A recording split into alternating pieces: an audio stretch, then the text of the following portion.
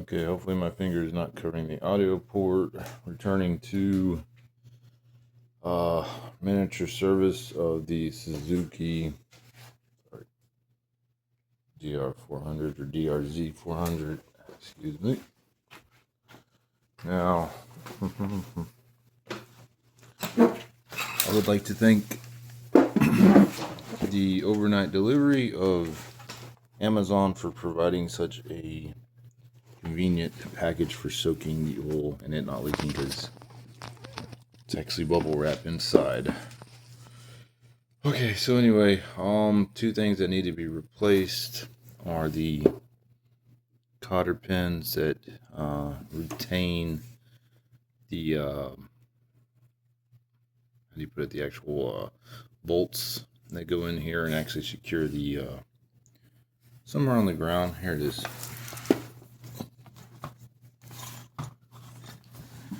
The brake pad. So this goes on right here. It sits a little high, I guess. It was just me. Maybe I got it on backwards. It looks like this is on the outside, but anyway, so with this sitting on here, I believe it's back here. Either way, with the brake pad sitting back over here, and it could just be off a little bit, but anyway, they are little clothespin looking metal shims that, you know, they retain the bolts. It's not really much holding them in, so, and it's the only thing, I guess, with all the rocking back and forth that you can, you know, put in there without any really big issues. Let me see if I can get this charging cord out of the way, the battery tender, so that we can sort of see. And this is just a real light maintenance. I've tried to already rebuilt the car, but I've taken it off several times, and I'm letting go of the throttle right now. Now that sticks a little bit. I need to adjust it again, but I'm dealing with bogging in second through fourth gear, so I was thinking, well, you know, maybe one of the clutch plates is worn, who knows. And so and it's also very necessary or very helpful if you have some sort of hook type instrument, because I had seen somebody use a damn screwdriver, and it was not even a thin screwdriver. It was very husky, and so it's like, yeah, you're going to damage or scrape the inside. And yeah, I know it's relatively sturdy in terms of metal, but you just don't want to, excuse me, you don't want to start even lightly damaging your equipment.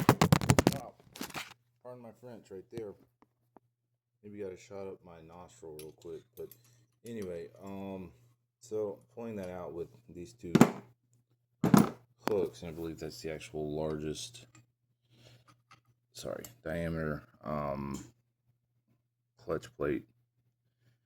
I forget what these are called. You have the actual, okay, so I've got the book right here, but let me try and give a basic on what I had found, and then we'll get into, I guess, a little bit of the diagnostic of it, just in terms of a nomenclature sense. Not really, I mean, I really can't diagnose much. It's just the clutch. There are other internal covered parts that are working in here, and this is the water pump. And I really haven't had any issues with the fan turning on. I haven't run it long enough for it to kick on, but I will, I mean, because this is not relatively difficult to remove. It's just a series of bolts right here, and I've already taken a picture because they are varying lengths. Some of them are, you know, 7 millimeters long, the others are like 12. So of course it's very imperative that you replace these in the order or in the length that's necessary. And they also say to check play, and this doesn't move at all. And I mean, this is pristine inside. I mean, it's still practically brand new. It's only 2,200 miles yet. Second, third, and fourth gear, feeding fuel on the bike does not want to accelerate. There's no power, so I'd assume that maybe one of the clutch plates was damaged. And I looked inside, and All the plates are in very good condition, with the exception of one issue. And let's go ahead and let me get my book back on the right page where I was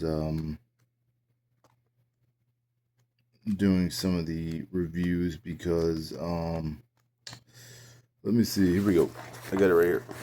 It's actually called the lower end of the engine, so if you actually have to do repairs, just look under lower end for the book, quick reference. But I'm not really sure if this picture is going to do much justice to any of this. However, we can actually get the name of sort of what we're dealing with. We have here friction plates, and then we have let me see, I don't know, I figured it'd be here because I had the word on top of my tongue, and then I found the word I was looking for, and then it's sort of like you trade out. Which is kind of bad if I'm servicing the clutch, I should know. But yeah, actually here's a diagram of everything. Clutch plate and friction plate. So the clutch plate is the actual rubber.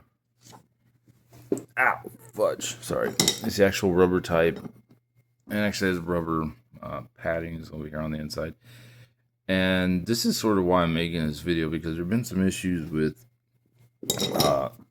I guess indication as to order, and everybody that's, I guess, the low-level expert's going to say, well, you do it like, and it's like I need to explain sort of what the situation is before, you know, jack of all trades and know-it-alls, you know, pretty much say what's what. And this is just more or less for, you know, edification purposes. But right here you'll see, and this is towards the actual end step of the repair, but you'll actually see, put my finger right here, it's covered in oil, my fingernail. So anyway, right here you have these notches, and so all of these notches, when you replace the clutch, it doesn't actually give you any indication as to if there's an actual seating number. Like if there's an opening here, then this notch, let me find the notch. This one doesn't have one, but this is a larger diameter, by the way. But I mean, you can almost minutely see there's a recess there, but it's filled, but it's actually cut out for the other portions. But here's the indication for the order. This is actually the largest outside diameter, or largest inside diameter of the clutch plates, which needs to go on the outside. However, whenever I had pulled this clutch, there are two springs. I think one's the washer, and pardon my French, and I think I just thrown this on here because I've seen a couple of videos and they kind of give alternating advice. Somebody had stated that they had just simply pulled theirs, but I think they were running a modified Enduro, which is basically the non light version. I mean, I guess they installed all that aftermarket, but this is the DRZ street model. So okay, so in any sense, let me see, I actually have a couple of reference points here, because, and I'll actually get you the name of that part so that we can get back to it. Okay, I have a spring washer, and then I have a spring seat. And so I've got two reference points again, and sorry about repeating myself, but it's sort of, I guess, the nature of doing things. And there's going to be some indication as to what's what, what's where. And if you know anything about math or just simple shapes, concave, you know, that means it's sinking in, and convex is sticking out. So that looks like the concave, sort of like, you know, if gravity were working, if you were to flip this to its side, you have the concave shape so that it's sinking in. And yet there are issues within service manuals that I don't believe that this is going to provide. I could have almost sworn it was in this book where I was looking, that as I had gone to remove some of these areas, like I'm gonna remove the actual clutch plates that, sorry, that's probably making people dizzy, where it stated the actual seating height, because I've seen a few and it's actually stating to me that let me pull this thing out real quick, give me about 20 seconds. And sorry, you may actually have to look at I don't know, let's put you right here. Let me just move the book. Hopefully that's a good picture, but again, use these two hooks right here to pull this out. Be real gentle and kind of just shimmy one of the hooks along the other side, because of course the shape, it's going to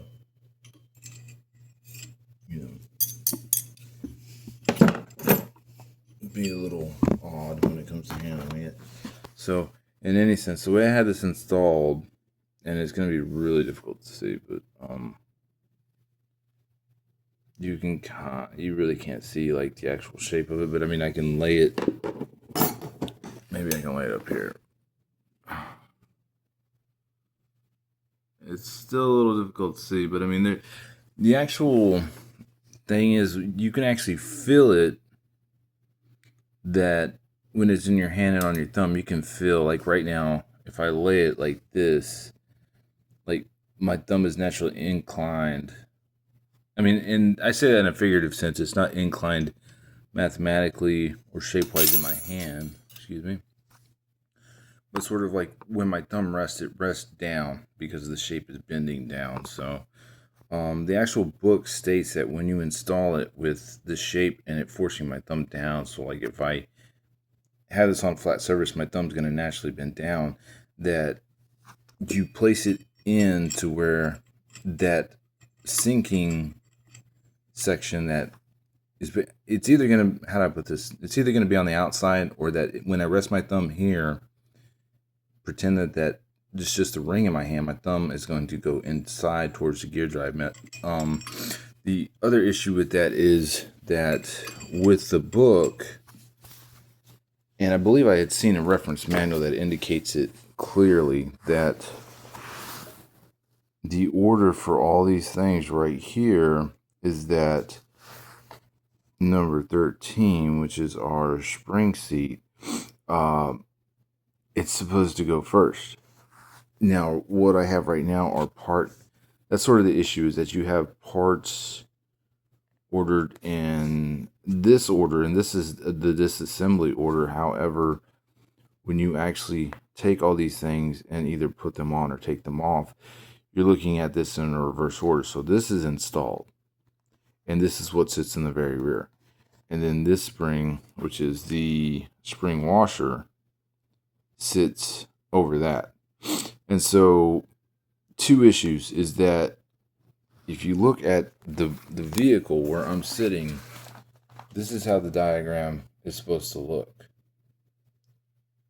So that everything that goes on top starts on the top of the picture. Everything that goes on last is on the top. And then that's the order going in from left to right. I don't want to say reverse, but that's the reverse of this assembly. So all that being said, and I've already seen on a message board that they were missing the spring washer. And in addition to that, what I had seen was that my spring washer, which is number 13, was actually, let me see, we have this actual, I believe it's the friction plate, the first one, which is the larger inside diameter. This was seated first, and then for some reason the spring seat was seated next instead of the spring seat seated first. And I may be getting these wrong. It may be the spring washer, because it's supposed to be this one. It's basically just a flat ring. This one was actually supposed to be installed first, and then the one that I had just indicated that is on the bike, the one that when you install it, like let's say, and this is sort of like a side view, but let's just pretend that it's seated and my thumb, I can't even get my finger like that, but it's going to be facing out to where this is the inside of the bike. Like, let's say this is my finger. Okay, that's my pinky. But when it's seated, like, it's a little difficult to explain. It's sort of, you basically want something that's going to be pushing the plates away from this center. So whenever you put it in there, it's going to have this outward, because if you put it in, I guess it's going to seat a little bit differently, and the clutch plates may not catch if they're worn. I don't really think it'll be too much of an issue per se initially, but I think it'll lead to problems otherwise. But basically, when you install it, like let's say this is the first item that goes in, that number 13. It sits right there on top of that clutch hub, right? Okay, so, and this is a clutch basket, so, or clutch housing. People will call it basket. I mean, there's going to be different terminologies with every book, so it's a pain in the butt, but it gets done. It's just sort of like putting in the time doing it right. So you have a flat washer, right? Number 13, which is supposed to be the first one. We do not have that. Other people have said they do not have that. I can order that later. It's not a quick. I've already shown you what bolts you need to take. It's not a difficult disassembly. The one that we do have is the concave convex spring washer, which that when we put it in again, and I'll, again, we're just trying to clarify this because it's 2 or 3 stages that, if you don't feel like you're doing it right, you definitely want to make sure you're doing it right. Well, I just pushed it back on there further, so let me just use this as reference. I mean, this hook works just as well. I've got it installed to where as it sits there, it's going to be facing out. So think inversely, that instead of that tapered edge sitting like in to where there's going to be more room for the plates to squeeze that way, it's pushed out just slightly, because it's not a it's not a very thick plate. Anyway, all that being said, that's in there and it's pushed out. The second part of this challenge is that you're ensuring that you're using the largest diameter friction plate, because all the other ones that you'll see actually have these notches cut out. So you can kind of see that a little bit. The focus is not so great. I mean, it's a good phone. It's just whatever. So anyway, oh no, I almost had it. Maybe I just need more of my hand to cover up the background. You can see that notch right there, but they're actually cut out, and there's actually numbers on one side of the plate right here. You can't really see them too well, but let me see. Let me put my hand up close again. Not too big on involving myself in this, but this is upside down, of course, but there are numbers right here that, let me see. Yeah, that's good. And all the other ones, I don't know if it's different with each machine or each clutch plate, per distributor, if they have this and that, but all the other ones have like a 1-1, which I'm assuming is like the actual number of the plates, the supposed order, but by that I mean that, they're all identical. It's just the actual, like whenever I say the larger inside diameter, is that the inside of this circle is going to be wider or larger than that of any of the others. Like the other plates, their inside diameter is smaller, so I could actually fit a larger, like a softball, through this one, and the softball may not fit this one. That's basically one way of putting this. And I rotated these in the bag overnight several times, but in any sense, you can see the teeth right there, and you can see the 1, 2. See, there's another set of teeth right here. In my thing, let me get back to what I was stating, was that I was unsure of that where these teeth set. There's a particular order, because the final order is going to have this last set of teeth offset by 1. So I don't know if that means that all these, as you install them, the thing should be that you install all the teeth aligned together and then the last one offset, or if there's a specific placement. And it may not be that complicated. I may just be overcomplicating it, but I really don't want to, do anything silly that where we would have issues. Yeah. So anyway, we have the first clutch plate in there, which is the largest outside diameter, and then the spring washer.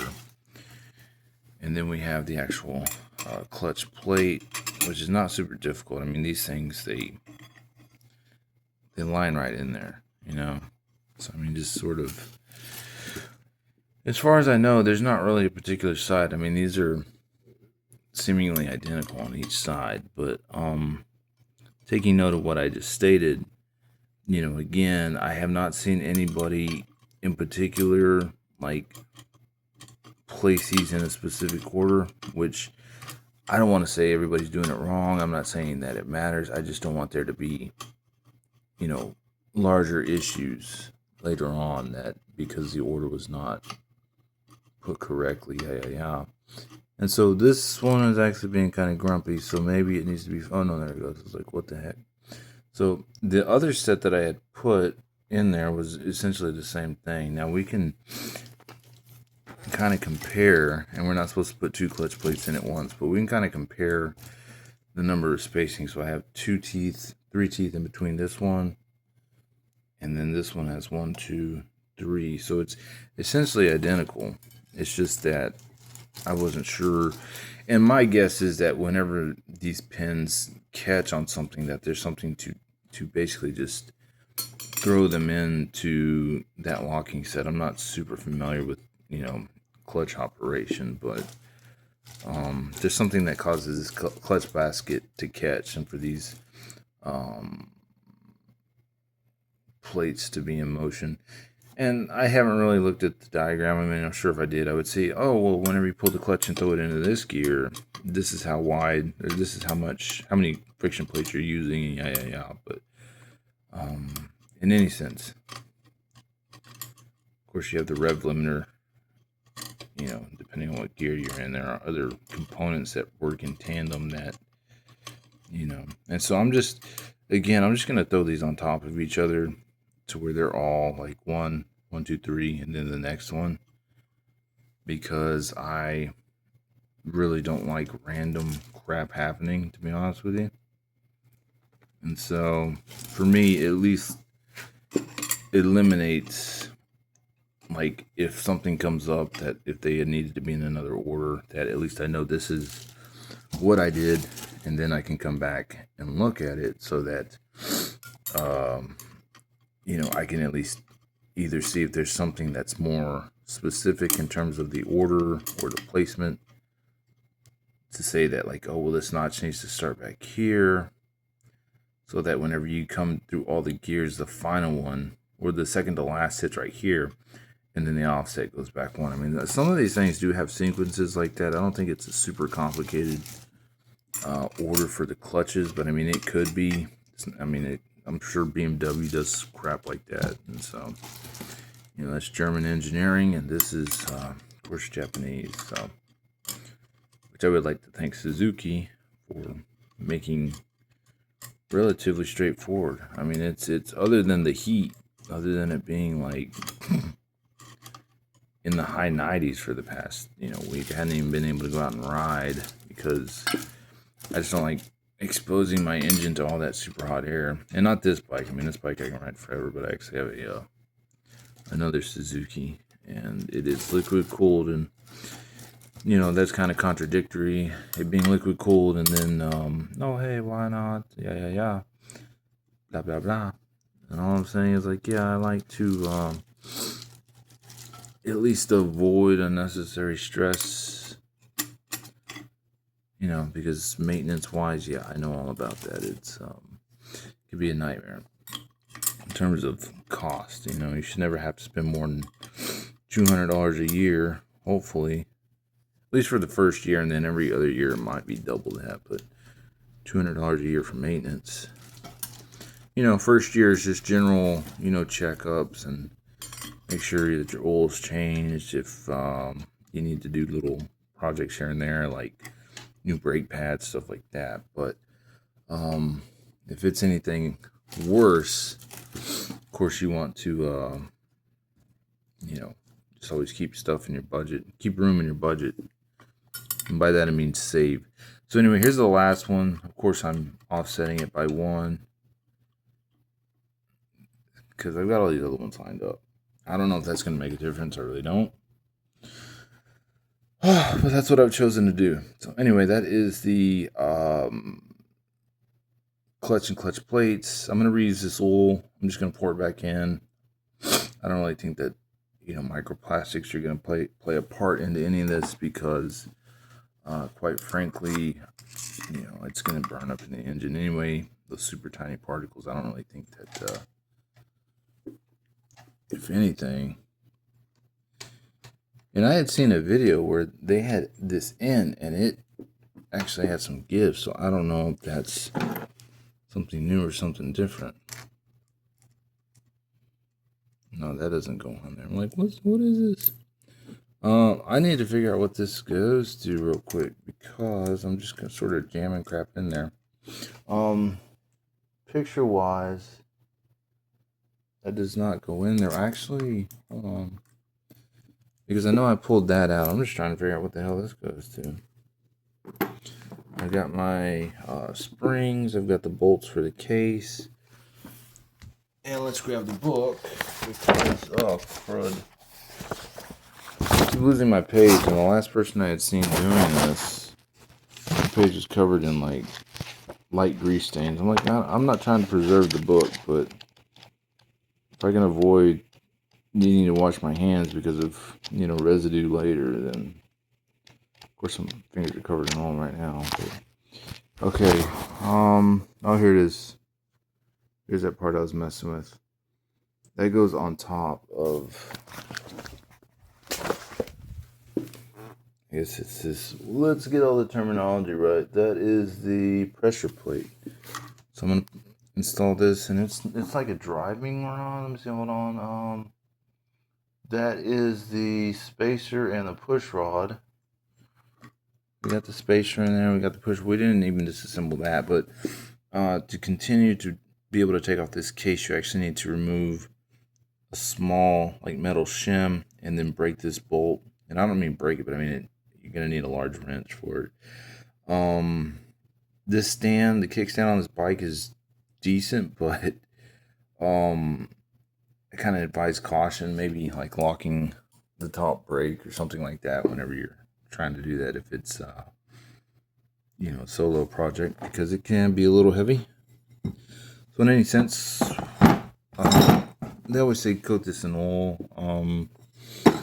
You know, honestly, like, the damn thing's gonna be soaked in oil for quite some time. And there was something else that I had noticed that I had not seen anybody else do. And I don't know if it was just to save time, and I'm not trying to, you know, bash anybody for, you know, I'm not claiming they're taking shortcuts or anything like that. It's just that some of the issues that are out there are that, you know, if you're not fully prepared in terms of, like, completing a repair, then you might have smaller issues come up that are going to be relatively, let's just say, coming back after making so much progress, you're going to be kind of flustered, is one way of putting this. And it's stating that this is where this goes. I think that whenever I press all these in there, maybe it'll feed in there. I'm going to have to double check. But anyway, I'd hate to end the video there and say, well, you know, blah blah blah, but I might have to. My fingers are getting dirty anyway. But in any sense, I'm gonna get that back on there correctly, but basically reinstall these bolts with the springs.